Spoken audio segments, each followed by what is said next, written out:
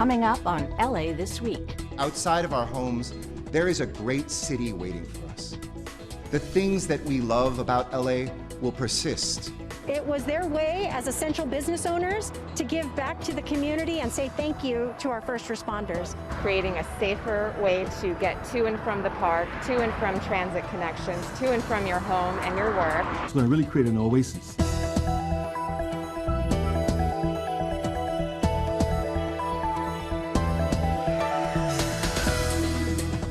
Hello everyone, I'm Maria Hall Brown. Here's what's happening in LA this week. Channel 35 and the City of LA are here to keep you up to date on the latest developments on coronavirus. Mayor Eric Garcetti is holding daily briefings with the latest information for all Angelenos. Video streams are available at lacityview.org/live, as well as facebook.com/mayor of LA. On the internet, the best resources are publichealth.lacounty.gov and coronavirus.lacity.org. Stay informed. Sign up for Notify LA to receive emergency alerts. Simply text your zip code to 888-777 to sign up. Find out more at emergency.lacity.org.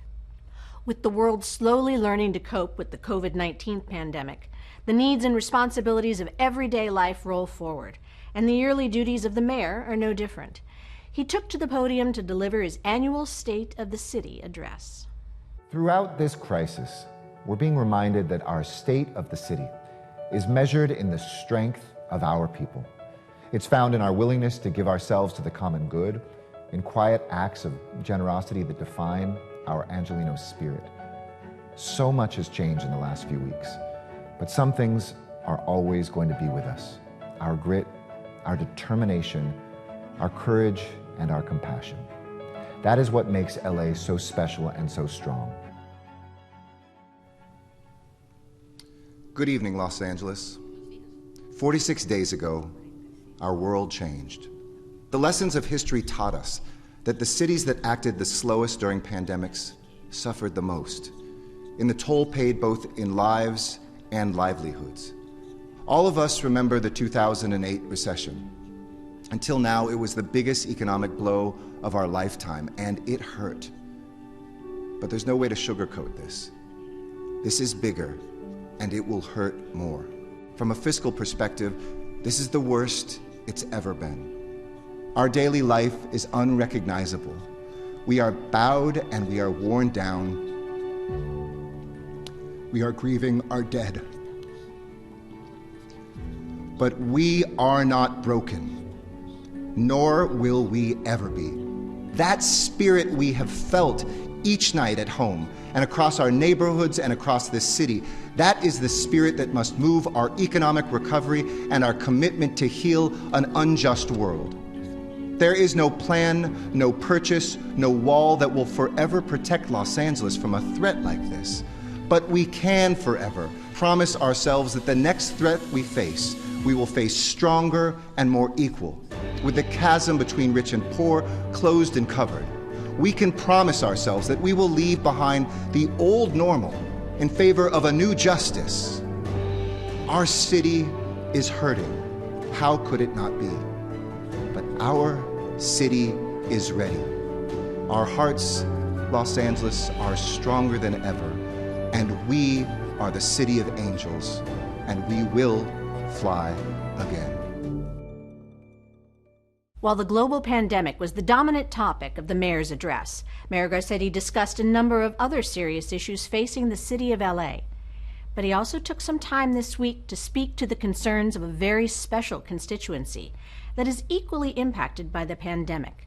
Stay tuned later in the program to see Mayor Garcetti answer questions from LA's kids.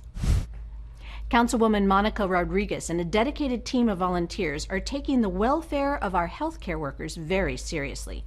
While the folks in blue care for the sickest amongst us, residents of CD7 keep the meals coming. Take a look.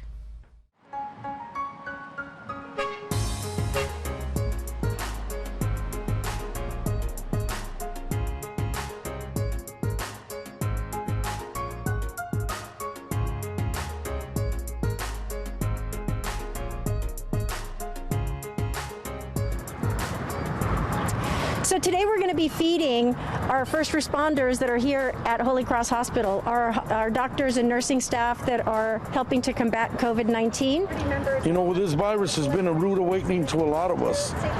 We've just taken so many things for granted. Let's do a charitable cause.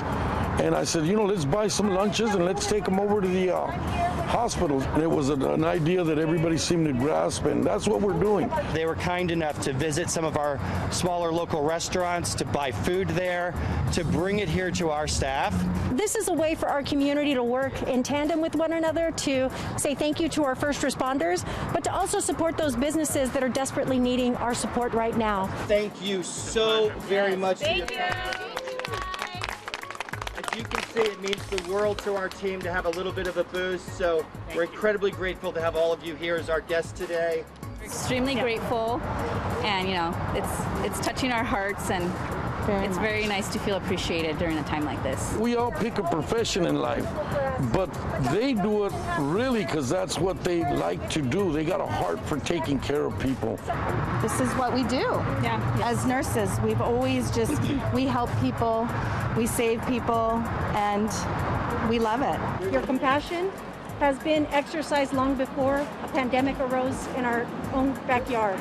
So thank you for everything you do for us. You know, it's just been highlighted what you do for us every single day. You've always been those heroes and sheroes. But we're so grateful for you all, and thank you for your sacrifice and your service.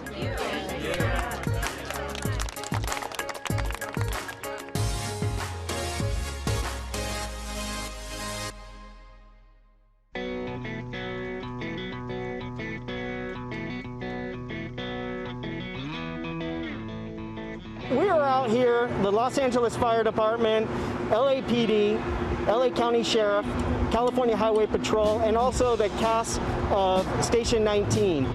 Los Angeles Fire Department is honoring us at Holy Cross, honoring all the frontline staff, the nurses, the therapists, everyone at Providence Holy Cross for the work that they're doing with the COVID-19 pandemic. Such a special moment for us because so often our healthcare workers go unnoticed, and typically we're only identified as first responders, and that's not the case. And clearly this COVID-19 pandemic has absolutely shed light on the heroic actions of all of our healthcare workers.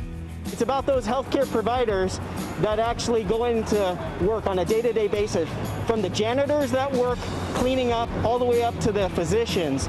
Just a little bit of appreciation is so heartfelt that, you know, if this was all we had, it would be fine. But, you know, every little bit helps keep us motivated and keep us going. We're working a lot of extra hours, and it's a lot of stress on us, too. This is my first event, but I can only imagine that they'd probably be pretty thankful and maybe moved to tears, I think, just because it's so often, again, that they're just not thanked enough for the job that they do. Councilmember Curran Price and volunteers from Council District 9 are doing their part to help the community. They recently coordinated a food giveaway with Community Build and Voices Neighborhood Council, organizations that are all too familiar with the issue of food insecurity. What we're finding in all of the food giveaways is that the volume has doubled or tripled in some cases. And what that's showing us is that the need for food security in South Los Angeles is great as people run out of money and can't go to the grocery store. Community Build is a 28-year-old legacy organization in South LA. We have a variety of services that we offer. We provide jobs, we provide housing, we provide clothing, and we provide food. Since the COVID virus has started, we've distributed over 300,000 pounds of food throughout the community.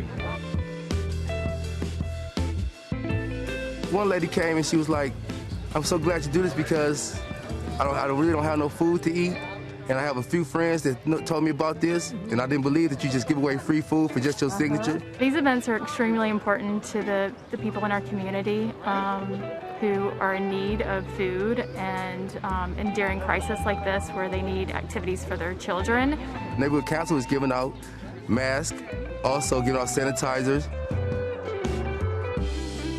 Well, I think some of the data that's coming out is pretty clear that minority populations are most impacted by COVID-19.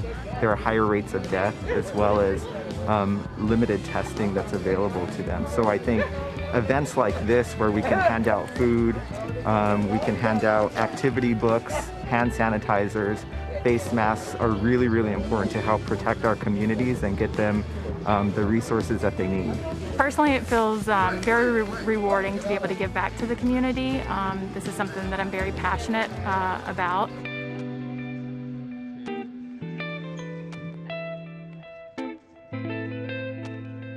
I feed them and they feed me back with love.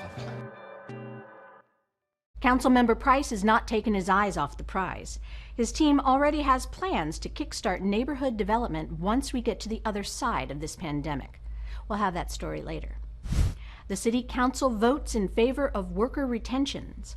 Union Station is another step closer to getting a high-speed rail line. And at last, cats, dogs, and horses get their free meals. All this coming up next on City Beat.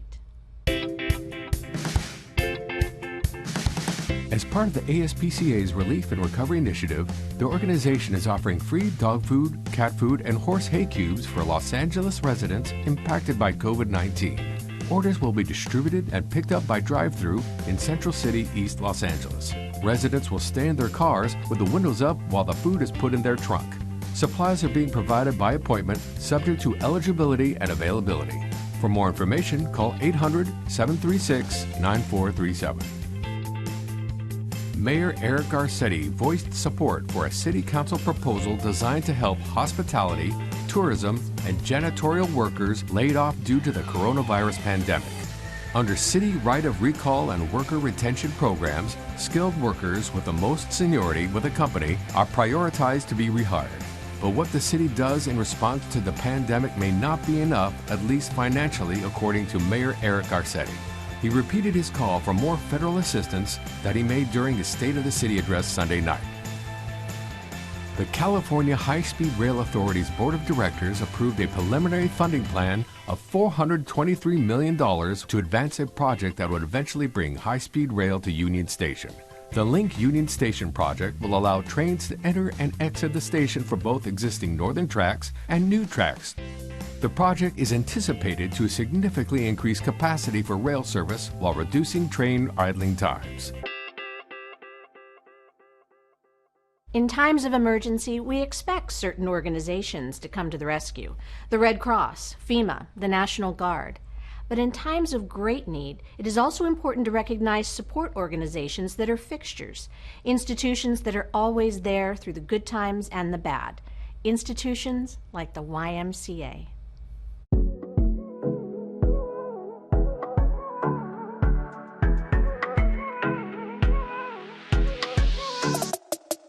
So the CRENSHAW YMCA has a long legacy in the Crenshaw community.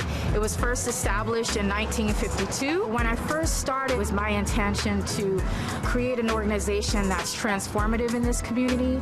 And as soon as I started, I was building up our board, and COVID-19 hit. Basically, I had to pivot into providing emergency services to the community. Our grab-and-go service is free breakfast and lunch meals to families with children. We provided about 8,000 meals over the last 3 weeks. As we know, this pandemic has revealed a lot of disparities in our communities, and so it is our intention as the Crenshaw YMCA to continue providing meals to seniors and those with special needs. She was very, nice about letting me know, because I was afraid at first to come up to inquire about it. I just happened to be walking on the street wishing that I knew where a YMCA. I had one right here under my nose, and the lady that was just talking to you, she the one told me about the program out here. Oh, it's amazing. I'm on Social Security. I haven't got any help, no stimulus check, anything. And my kids are going to eat today. Was a mother and a father, and they had 3 children, and they came with the 3 children. And it just meant so much because they didn't have money. It was just priceless to see us touch a family who was really in need at that time. Financial contributions will be helpful, so going to our YMCA page and looking up our community emergency fund, ymcala.org. www.crenshaw.org/Crenshaw. Still, I'll come here till it ends, and that's for sure, because I have a lot of kids to feed and a family, and this is a great help to us. Councilmember Marquise Harris Dawson keeps dozens of small businesses going by drafting them into service for his popular Senior Meals program. The latest draftee, a family business that is more than 50 years old and still going strong, Jordan's Hot Dogs. In time of crisis, for people to stick together and do things so that we all can live a little bit better.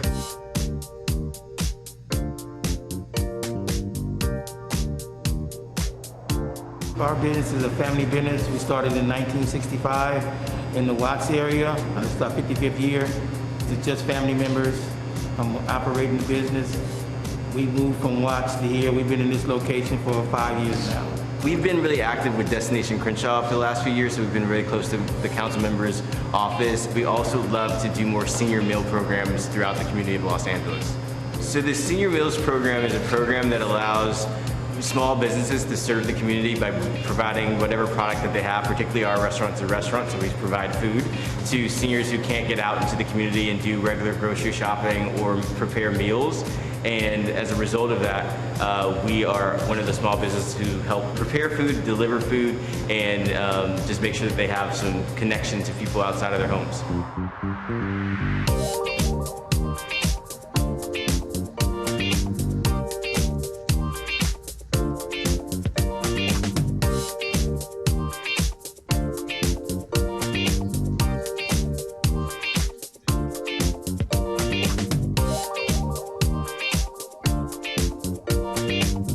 I feel very good about being here, especially serving people of seniors, because technically I'm a senior citizen, so I know how difficult it can be when you have to be quarantined and stayed inside.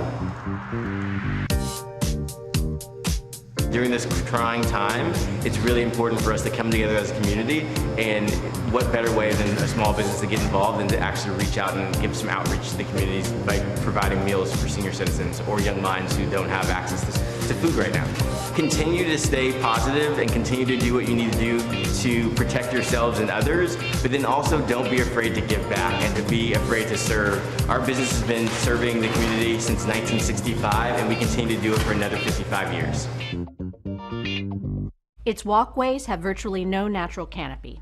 It's an urban corridor that has some of the highest numbers of pedestrian and vehicular accidents anywhere in Council District 9. And a lack of innovation has loomed for far too long.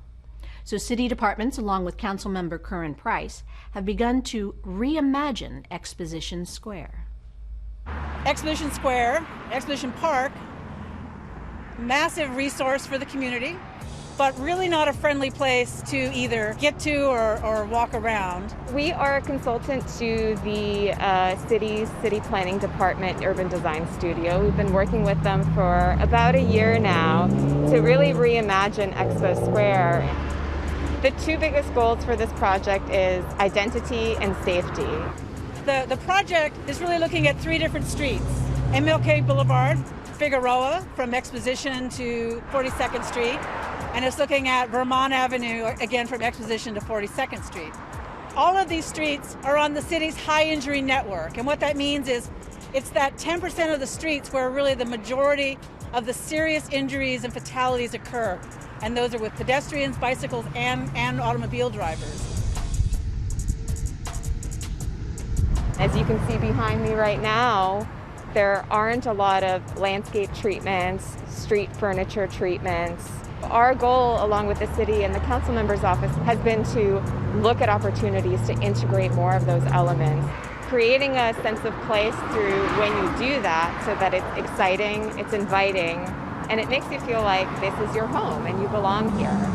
The timeline now is we're presenting the concept designs back to the community in mid-May, and then through June and probably into the middle of the summer, our consultant team will be working with not only Council District 9 staff, but LADOT, streets, Bureau of Engineering, planning, and we'll sort of take all of that we learned from and then distill that into one preferred option.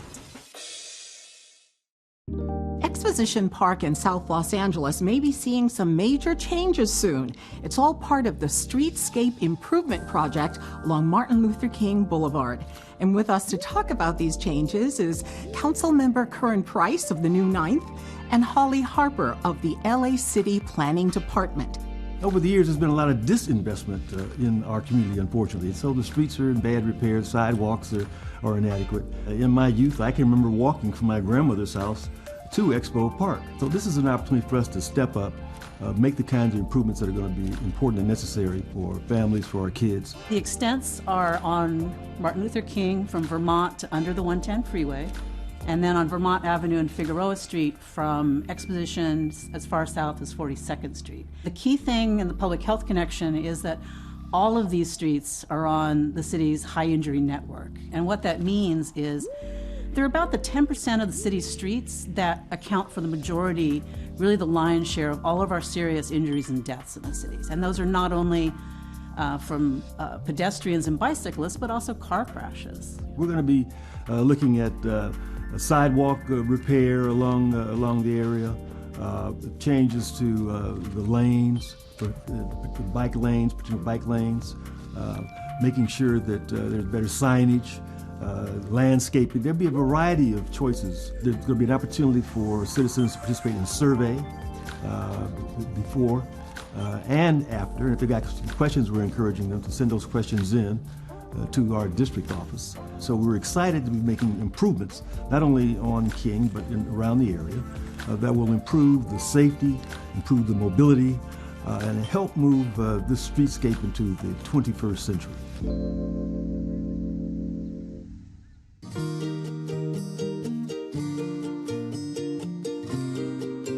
Yeah, it's really been great just seeing how people have really come together. Like, I've seen some of my neighbors put out like toilet paper. I was actually wondering, when are we going back to school, and are we going to stay in the same grade? When will sports and beaches open? Thank you so much to all the young people that have joined us. I realized as a father how difficult this is for so many of our young people. You're going to look back on these days, and while they're going to be a huge impact, I think it's a time I'm going to certainly be so proud of the young people of Los Angeles, how they saved this city, how they're going to rebuild this city, and how we're all going to fly again. My parents are essential workers, and just like the rest of my family, and they all get home so late, and so that leaves me to take care of my siblings as I'm the eldest child. Well, first of all, Cindy, thank you for what you're doing for your siblings and for your family. You're amazing doing that. And I think we're all humbled by the way that people are helping each other. And it's a moment for us all to grow up a little bit. And I'm just really proud of you. It makes me smile to my face to know what you're doing for Jacob and for your entire family. There are many LA students with no access to internet and thus no access to their studies. I was just wondering, what are you doing to help them not fall behind?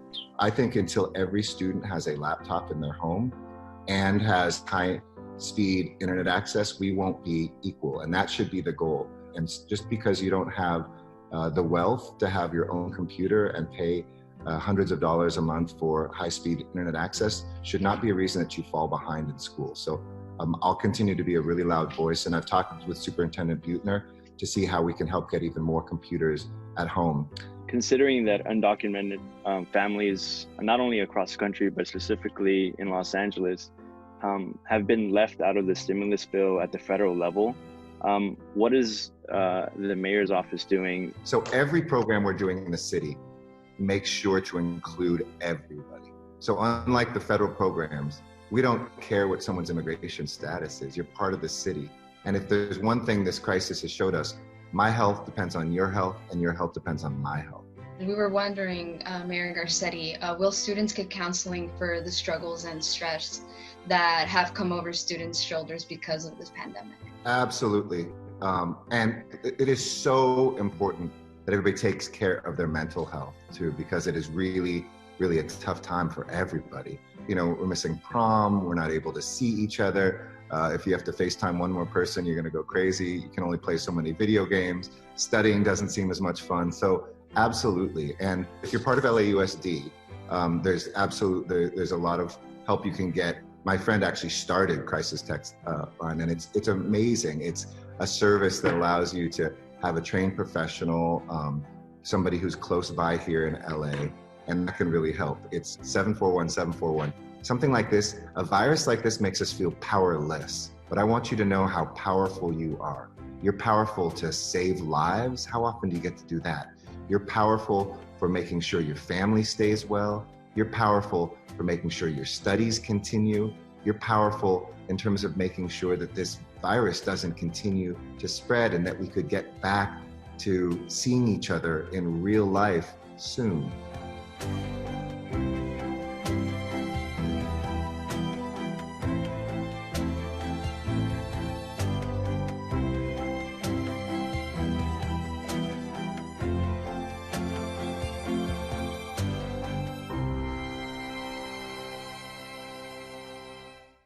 Our LA Voices features a head wraps class.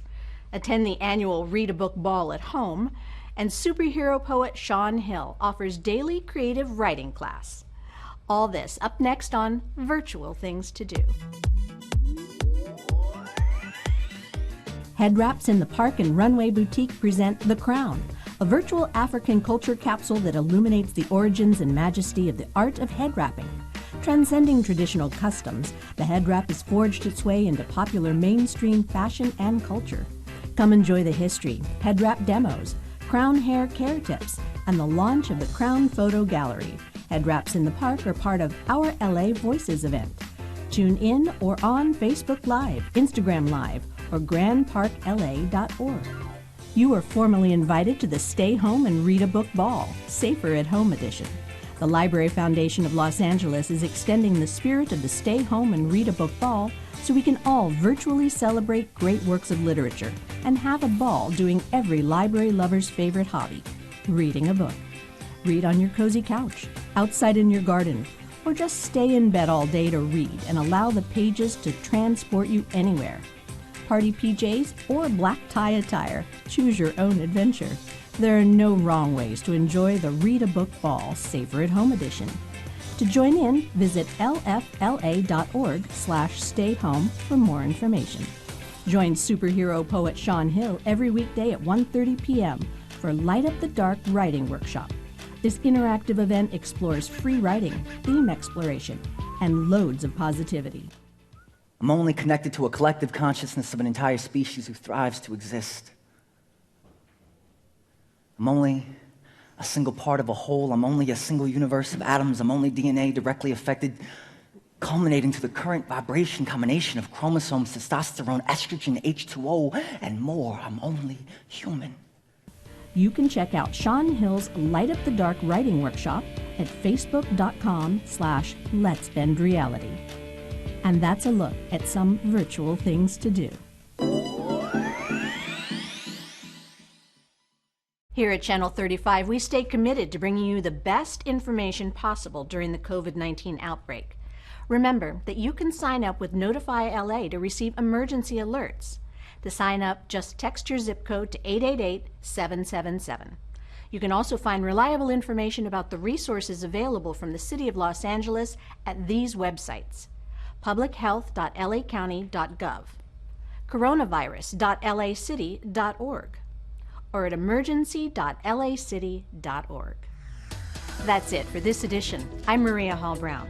From all of us here at LA This Week, thanks for joining us. See you next time for more LA This Week.